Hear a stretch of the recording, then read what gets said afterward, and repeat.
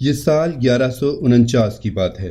10 سال کا ایک نوجوان لڑکا اپنے گھر کے صحن میں کھیل رہا تھا۔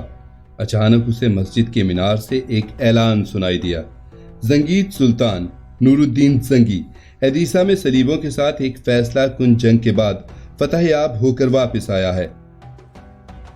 ایڈیسر اب اسلامی زنگیٹ خاندان کا حصہ ہے۔ یہ خبر سنتے ہی لوگ فتح کی خوشی میں سڑکوں پر آ جاتے ہیں، اور ہر ایک جو اس جلوس میں شامل تھا سلطان نور الدین کی بہادری کی تعریفیں کر رہا تھا۔ نوجوان یوسف بھی اس ریلی میں شامل ہو جاتا ہے، اور فتح کا واقعہ اور یہ منظر اس کے چھوٹے سے ذہن پر لازوال اثر چھوڑ دیتا ہے۔ اب یوسف کی زندگی کا ایک ہی مقصد تھا: صلیبیوں سے لڑنا اور مسلمانوں کی کھوئی ہوئی عزت واپس لانا۔ کس کو پتا تھا کہ جب یہ نوجوان یوسف بڑا ہو جائے گا تو صلاح الدین کے طور پر پہچانا جائے گا۔ 15 سال کی عمر میں صلاح الدین اپنی تعلیم مکمل کرنے کے لیے اپنے خاندان کے ساتھ دمشق چلا جاتا ہے۔ دمشق اس وقت زنگیت خاندان کا دارالحکومت تھا۔ نور الدین کا تخت اس وقت دمشق میں تھا۔ صلاح الدین دمشق کے ایک مدرسے میں داخل ہوا۔ اس جدید دور میں ہائی اسکول اور پرانے زمانے کے مدرسے کو ہم ایک جیسا کہہ سکتے ہیں۔ صلاح الدین نے مدرسے میں جیومیٹری، الجبرا، جغرافیہ، قرآن، اسلامی علوم کے ساتھ ساتھ دیگر شعبوں کے بارے میں سیکھنا شروع کیا۔ اس دوران صلاح الدین اپنے چچا اسد الدین شرقو کی سرپرستی میں رہے۔ شرقو نور الدین زنگی کے ماتحت ایک جرنل تھا۔ وہ ایک سخت اور دلیر جنگجو تھا۔ اس نے اپنی ایک آنکھ ایک جنگ میں کھو دی تھی، اور اسی لیے وہ اس آنکھ کو ایک کپڑے سے ڈھانپتا تھا۔ اسی انداز نے اسے ایک متاثر کن کردار بنا دیا تھا۔ شرقو کی سرپرستی میں صلاح الدین نے فوجی حکمت عملی اور تلوار بازی سیکھنا شروع کر دی۔ تربیت مکمل کرنے کے بعد صلاح الدین شرقو کے جنگی دستے میں باقاعدہ فوجی خدمات سر انجام دینے کے لیے شامل ہو گیا، اور اس طرح صلاح الدین کے لیے اپنے بچپن کے ہیرو نور الدین کی خدمت کرنے کا وقت آ گیا تھا۔ اسی دوران مصر میں فاطمی خلافت کے 2 وزیروں کے درمیان طاقت کی لڑائی چھڑ جاتی ہے۔ فاطمی شیعہ خاندان تھے اور عباسی سنی اور شیعہ اسلام کے 2 بڑے فرقے ہیں۔ تاریخی طور پر دونوں خاندان ایک دوسرے کے حریف ہیں۔ جو 2 وزیر مصر کے تخت پر قبضہ کرنے کی کوشش کر رہے تھے وہ تھے شیروان اور دیرگام۔ اس زمانے میں شیروان کو اس کے حریف دیرگام نے مصر سے نکال دیا، جس کے بعد شیروان نے نور الدین سے مدد مانگی۔ چنانچہ 1163 میں نور الدین نے شرقو کی کمان میں ایک فوجی دستہ مصر بھیجا۔ صلاح الدین بھی اپنے چچا کی کمان میں اس فوجی دستے کے ساتھ روانہ ہوا۔ صلاح الدین نے اس جنگ میں کوئی اہم کردار ادا نہیں کیا، لیکن جو واقعات اس جنگ کے نتیجے میں سامنے آئے وہ فوجی حکمت عملی اور سیاست کی حکمرانی میں صلاح الدین کے لیے پہلا حقیقی سبق تھا۔ شرقو کی فوجی قابلیت کی مدد سے شیروان کو مصر کا عظیم الشان وزیر بنا دیا گیا۔ شرقو نے اپنی فوج کو قاہرہ کے قریب کر لیا تاکہ شیروان کی حکمرانی کی حمایت کی جا سکے، لیکن جیسے جیسے وقت گزرتا گیا شیعہ خاندان کے مرکز میں سنی فوج کی موجودگی نے فاطمی عدالت میں سیاسی رگڑ پیدا کرنی شروع کر دی۔ شیروان پر نور الدین زنگی کی فوج کو مصر سے نکالنے کا بہت شدید دباؤ تھا، لیکن اس نے خود انہیں یہاں مدعو کیا تھا، اور اس فوج کی مدد کے بغیر اس کے لیے اقتدار پر فائز رہنا ممکن نہیں تھا۔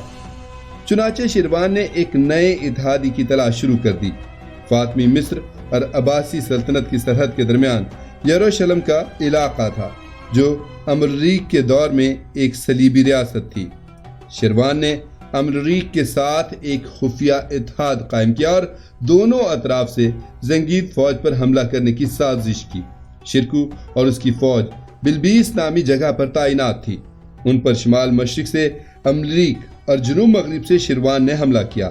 اس غداری نے زنگی فوج کو نازک صورتحال میں ڈال دیا۔ وہ اتنے مضبوط نہیں تھے کہ ایک وقت میں دونوں طرف سے مقابلہ کر سکیں۔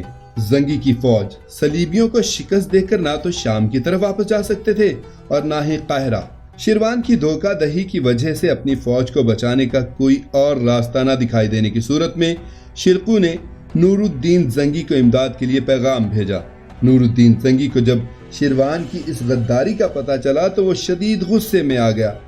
نور الدین نے مصر میں اپنے اتحادی کی مدد کے لیے نیک نیتی سے اپنی فوج بھیجی تھی، لیکن اسی حلیف نے صلیبی فوج کی مدد سے نور الدین کی فوج کو تباہ کرنے کی سازش کی۔ نور الدین کو اس دھوکے پر شدید غصہ تھا، لیکن اس کے باوجود نور الدین ایک چالاک حکمران تھا۔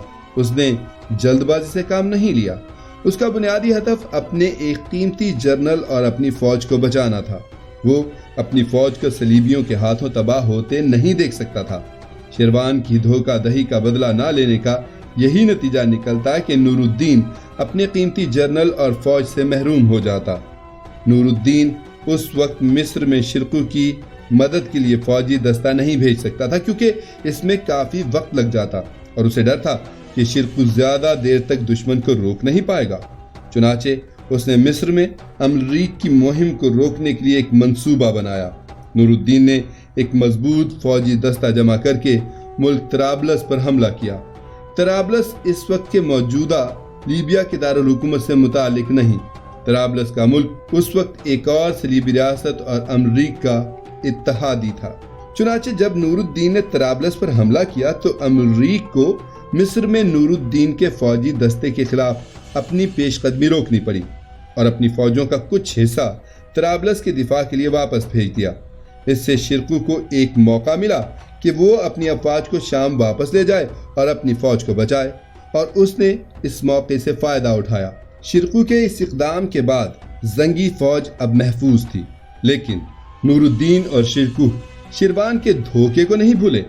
صلیبیوں کے ساتھ ساتھ مسلمانوں کے خلاف سازشیں کرنے پر شیروان کو سزا دینے کے لیے نور الدین صحیح موقع کا منتظر تھا، اور یہی موقع 1168 میں آیا جب املریک نے مصر پر حملہ کیا۔ املریک کی نظر ہمیشہ نہ صرف مصر کے علاقے پر تھی بلکہ مصر کی وسیع دولت پر قبضہ کرنا بھی اس کی خواہش تھی۔ شیروان کی کمزور حکمرانی نے اسے حملہ کرنے کا بہترین موقع دیا۔ املریک نے اپنا سمندری فوجی دستہ تیار کر کے نیل ڈیلٹا کے ذریعے قاہرہ کی طرف روانہ کیا۔ شیروان کی حکمرانی میں مصر اپنے دفاع کے لیے نہایت کمزور تھا۔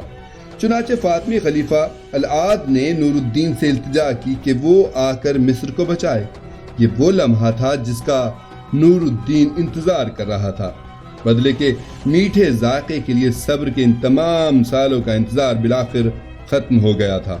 اگر وہ ایک آزاد قوت کے طور پر اب مصر میں داخل ہوتے ہیں تو انہیں شیروان کو معزول کرنے کے لیے مصر کے عوام کی حمایت حاصل ہوگی، اور اسی عوامی قیادت کی وجہ سے وہ صلیبیوں کو ایک اور جنگ میں بھی شکست دے سکیں گے۔ چنانچہ شرقو کی کمان میں زنگی فوجی دستہ مصر کی طرف روانہ ہوا۔ صلاح الدین بھی اس جنگ میں فوج کے ایک دستے کے کمانڈر کی حیثیت سے شامل ہوئے۔ زنگی اور صلیبی جنگجو نیل کے صحرائی سرحد کے قریب غزہ کے مغرب میں البابین نامی جگہ پر آمنے سامنے ہوئے۔ زنگی نے اس مقام کا انتخاب جان بوجھ کر جنگی فائدے کے لیے کیا۔ وقتی طور پر صلاح الدین نے فوج کے دائیں بازو کا کنٹرول سنبھال لیا اور شرقو نے مرکزی کمان سنبھال لی۔ صلیبی فوج کی تعداد زنگی فوج کے مقابلے میں زیادہ تھی اور طاقتور ہتھیاروں سے لیس تھے۔ چنانچہ شرقو اور صلاح الدین نے صلیبیوں کی اس طاقت کو غیر مؤثر بنانے کے لیے جنگی حکمت عملی شروع کر دی۔ دونوں نے مشاورت کے بعد ایک ہوشیار منصوبہ تیار کیا۔ صلاح الدین فوج کے مرکزی کمانڈر شرقو کی نقالی کرے گا اور دکھاوا کرے گا کہ اس کے سپاہی مرکزی دستہ تھے، لیکن مرکزی دستے کی طاقت شرقو کے پاس تھی۔ شرقو نے اپنی تمام فوجوں کو میدان جنگ میں تعینات نہیں کیا اور ان کا کچھ حصہ صحرا میں ٹیلوں کے پیچھے چھپا دیا۔ صلیبیوں کو اس منصوبے کا علم نہیں تھا۔ انہوں نے صلاح الدین کے فوجی دستے کو مرکزی دستہ سمجھ کر بھرپور قوت کے ساتھ زنگی فوجی دستے پر حملہ کرنے کے لیے آگے پیش قدمی کی۔ یہ وہ لمحہ تھا جس کے لیے صلاح الدین اپنی پوری زندگی تیاری کر رہا تھا۔ صلیبیوں کی طاقتور فوج کو مضبوطی کے ساتھ شکست دینے کا ایک ہی راستہ تھا، اور وہ تھا بہترین جنگی حکمت عملی، جس کی تیاری صلاح الدین نے کر رکھی تھی۔